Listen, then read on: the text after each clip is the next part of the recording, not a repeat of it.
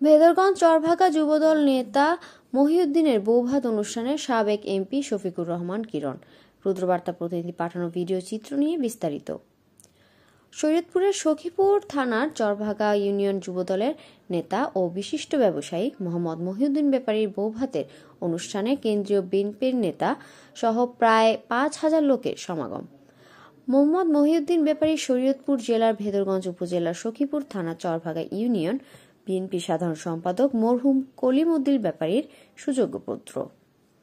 যুবদল নেতা ও ব্যবসায়ী মহিউদ্দিনের সাথে চাঁদপুর জেলার চাঁদপুর শহরের নতুন বাজার মরহুম আনোয়ার মিয়ার সুযোগ্য কন্যা মোসাম্মদ মেহরিন ইসলামের সাথে শুভ বিবাহ বন্ধনে আবদ্ধ হন। ১২ জানুয়ারি রোববার চরভাগা এলাকায় যুবদল নেতা মহিউদ্দিন ব্যাপারীর নিজ বাড়ি বিবাহ উত্তর বৌভাতের অনুষ্ঠানে মধ্যমণি হিসেবে উপস্থিত ছিলেন বাংলাদেশ জাতীয়তাবাদী দল বিএনপির কেন্দ্রীয় সদস্য ও শরীয়তপুর জেলা বিএনপির সভাপতি এবং সাবেক সংসদ সদস্য শফিকুর রহমান কিরণ।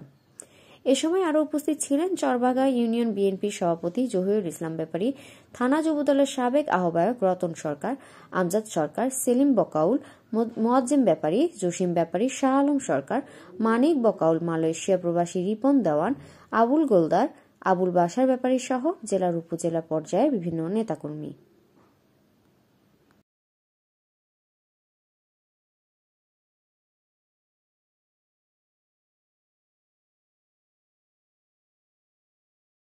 Audio Jungle.